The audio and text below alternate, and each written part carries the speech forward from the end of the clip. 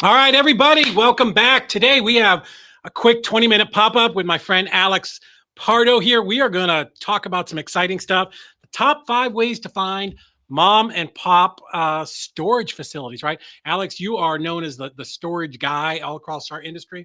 So let's get right to it. Let's get to the meat of it. Give us 5 ways that we can do this. I love it, brother. So step number 1 to find a mom and pop storage facility is good old Google. Now within Google, I'm going to share with you 3 different ways you can do it. By the way, here's the cool thing.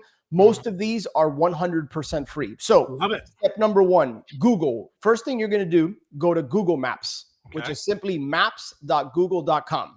Okay. That is step 1. The second thing you're going to do is type in any city and state in which you might be interested in buying a self-storage facility in. So this works with any city state. In Google Maps, just type in whatever city state, hit enter. And then what you're going to do is there's a circle that says nearby. You're going to click on that and type in self-storage. Now, what that is going to do, David, is that's going to bring up all the storage facilities that Google Map has picked up on their Google Map Pack. Now, specifically, here's what you want to look for. Got it. We look for facilities that don't have a website.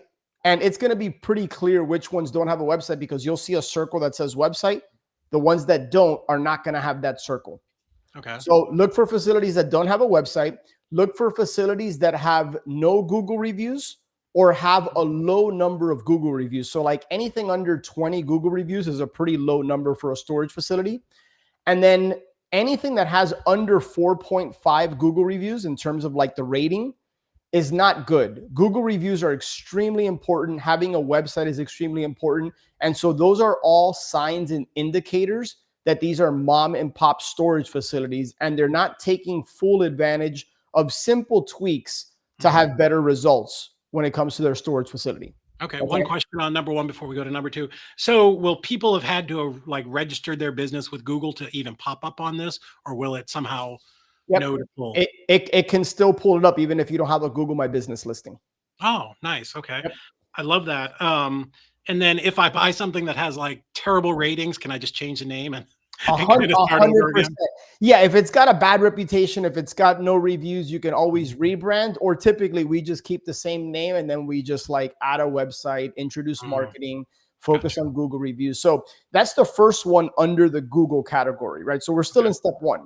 The second one is going to seem so brain dead simple, but very few people do this. Go to Google and in the search, type in self-storage for sale in city state. So whatever city state, self-storage for sale. Here's the key, David.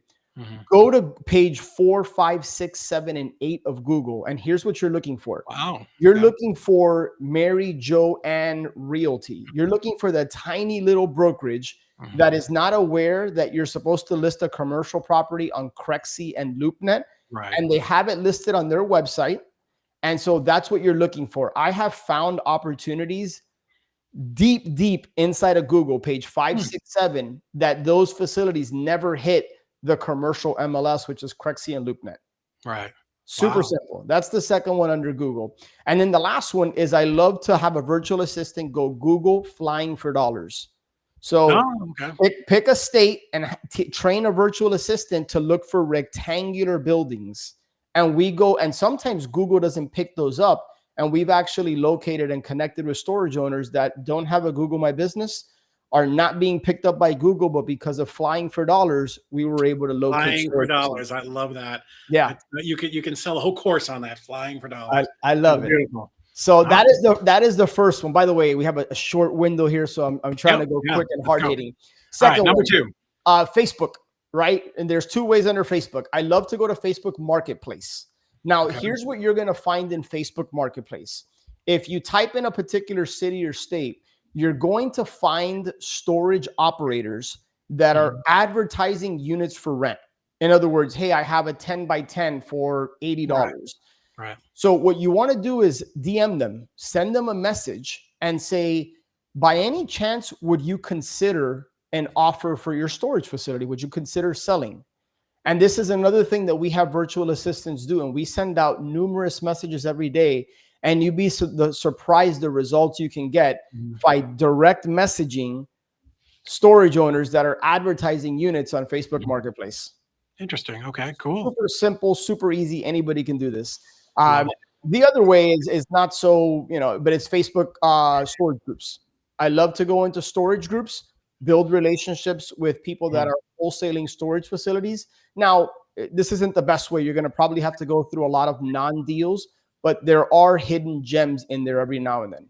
Mhm. Okay. And Okay. what I like to do with Facebook groups is go 2-3 months back and contact the people that were marketing and advertising a facility for sale 2-3 months back, because sometimes buyers fall out and then Sure. there might be an opportunity to get in there.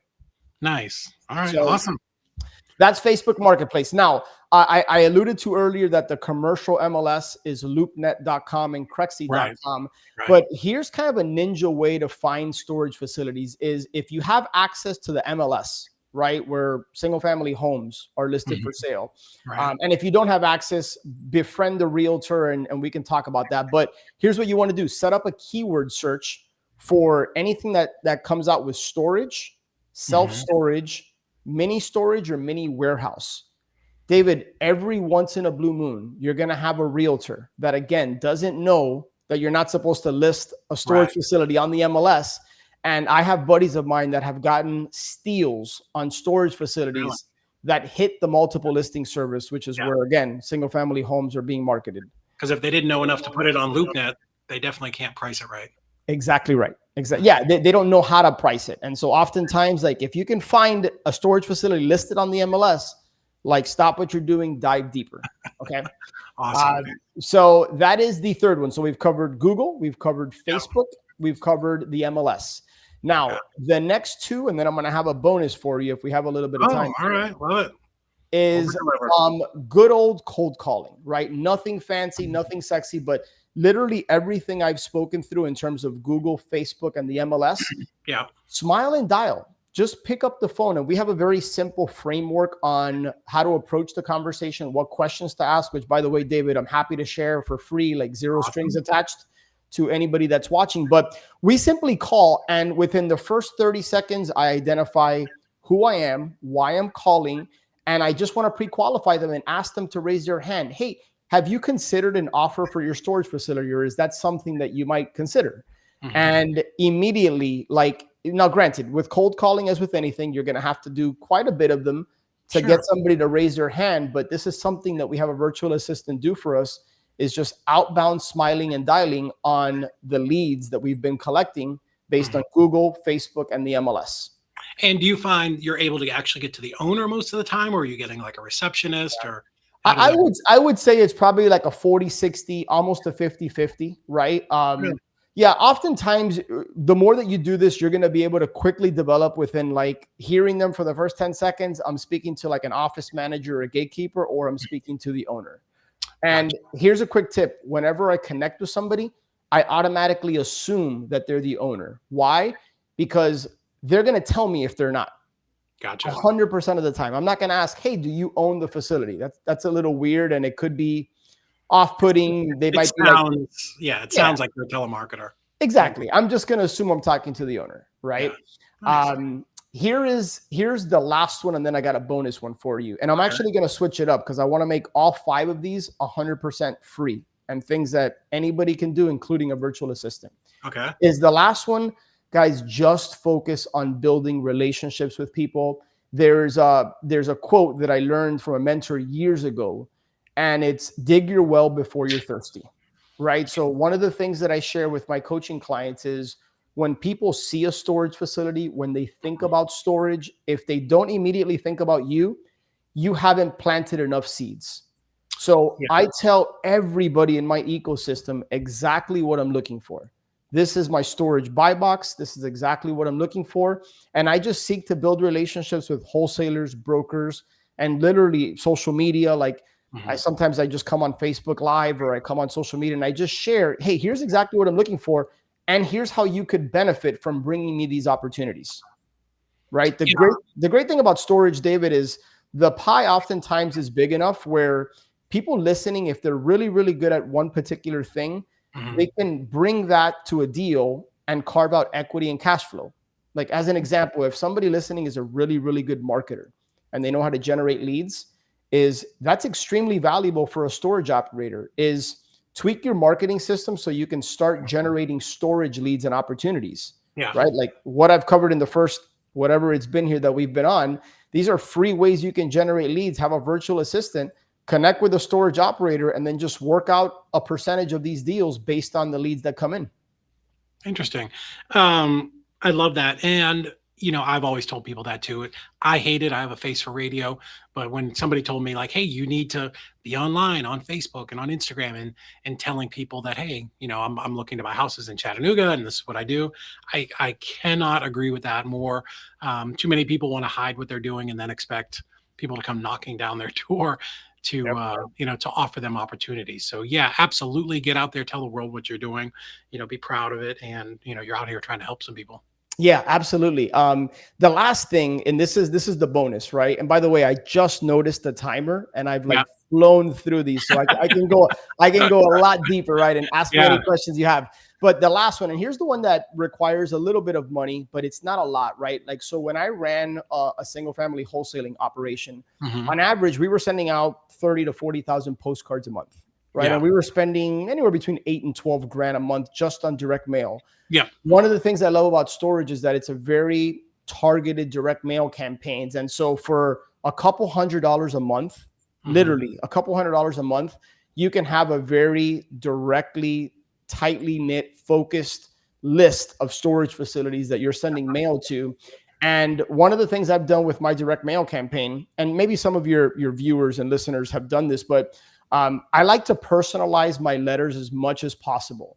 One of the filters I run my letters through is I will give it to my mom, I'll give it to my aunt, and I'll give it to women in my family. And I'll say, hey, if you received this piece of mail and you didn't know who the person was, forget that it's me. How would it hit you? Right? Does it speak to you? Is it personal? Does it feel commercial? Yeah. Does it feel like a big company? And so I always like to filter my direct mail pieces, and I like to write as if I'm writing to my mother or a family member. I like to include a picture of my family at the bottom. Yeah. And so, by the way, happy to share my direct mail piece. I mean, it's been responsible for numerous storage deals and a couple of wholesale opportunities. So happy to share direct mail. So yeah, David, those are 6 ways, the first 5 of which are 100% free, that you can locate mom and pop storage facilities. Alex, I love this. It's fantastic. I love flying for dollars. I think that's fantastic. There'll be a course on that next week for $2.99 that somebody can download.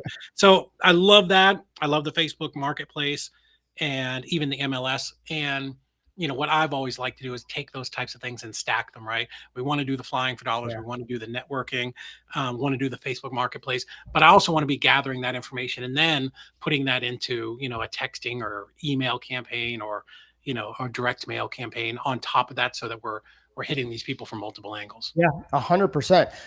By the way, I realize we have like 5 or 6 minutes left. Do I have the ability to share my screen, David, or no? I believe you do.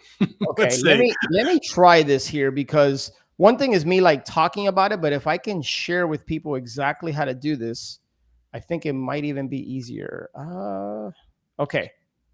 Hopefully, all right. Can you see my screen? I will give you permission right now. There we are. Okay. Do you see Google? I see Google. Okay. So check this out. Maps.google.com. David, give me any city, any state. By the way, people ask like, where do I like to? Chattanooga, Chattanooga, Tennessee. Chattanooga, Tennessee. Okay, here we go. There you go. So Chattanooga, Tennessee. You see this nearby button right here? Yep. So click on this, and I'm going to type in self-storage. Now, all these red dots you're about to see on my screen, this is what's called the Google Map Pack. So these are all the storage facilities that Google is picking up. Now, as an aside, Chattanooga, Tennessee, I'd have to check the population, but I can tell there's 300,000. Okay, so this is a bigger market than what I would typically focus on. I like secondary, tertiary markets. Think of 5,000 people to 60,000 people. Oh, okay. But here's I feel like we're a secondary. We're not Atlanta. We're not Charlotte, but we're decent size. We got I mean, that's a decent amount of people. But here's a perfect example. Like, you see how right here, let me actually expand my screen a bit here. Okay, so you see these facilities right here. So 4.9, 597. This is not what we're looking for. We're looking for the mom and pop storage facilities that have low number of Google reviews, like this right here, 18 stars, 4.5. That's exactly what I would target. Look at this one right here. Lookout self-storage grounds. Only 2 reviews. Now, Google reviews are extremely important. These are the types of facilities I'm looking for. And I'm not looking to be in a market where you have these big REITs like Extra Space and Public Storage. So this is something that we just create a very simple Loom video. We hire a virtual assistant, and every single day we say, hey, this is our criteria. Go to these states. Go look up, Google all the cities in that state that have people, population between 5,000 and 60,000, and just start building our list every single day. That's amazing. So here's another opportunity, 4.4 stars, right? And so we might go here and we might just, from here, you can just send a simple, you could tell this is not the best looking website, right? And so I like going to Contact Us, by the way. Here's a quick little tip. If you go to Contact Us, which I can't seem to find right now. Well, sometimes you go to Contact Us and you'll see like at yahoo.com, at Gmail, AOL. That, brother, that is a telltale sign that it's a mom and pop storage operator. Yeah. Nice. So, all right. Listen, we got like 2 minutes left. Let's talk really quick, just on a high level. You know, if somebody is out there wholesaling or investing in single families, why should they jump to storage units, man? Oh, brother, no tenants, no toilets, no trash. It can be primarily automated, right? It's a very recession-resistant asset class. It's a sticky product. When people move in, they tend to stay, and that's great for cash flow, time freedom, financial freedom. So, and it's got the lowest default rate of any commercial asset class. So those are just a few quick reasons I love storage, man. It's a very slow and simple business.